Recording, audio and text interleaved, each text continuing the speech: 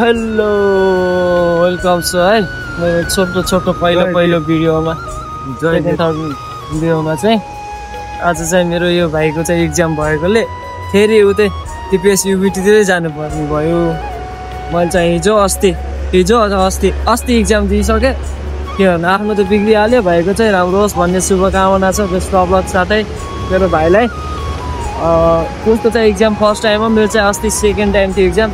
मैले चाहिँ अब नेक्स्ट इयरको लागि तयारी गर्नुपर्ने भयो। मेरो भाइले चाहिँ अब यसचोटि हेरौँ के हुन्छ। जस राम्रै देला नातिएर दिनु, कस्तसँग दिनु, चिल भएर दिनु, शान्त दिमागले दिनु। म जस्तो नहडबडाउनु। नयाँ लिसनिङ आयो भन्दा म चाहिँ ध्वस्तै हडबडाएँ। ऊ चाहिँ इन्स्टिट्युटमै बसेर तयारी गरेको, म चाहिँ इन्स्टिट्युटमा नबसेर तयारी गरेको। सो त्यसैले चाहिँ कालो देख्छु बस्ने क्या। एक्जाम राम्रो सबैको।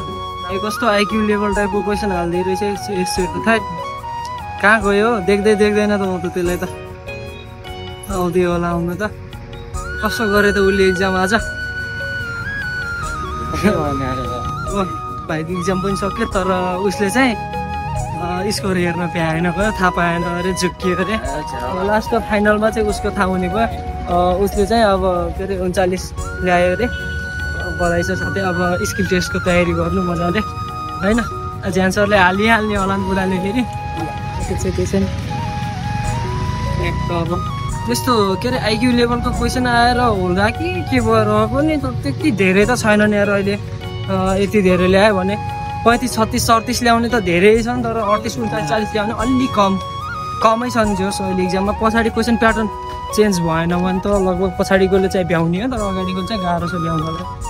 अगाडिकोलाई चाहिँ अहिले हाललाई चाहिँ धेरै गाह्रो छ यो क्वेसनहरू।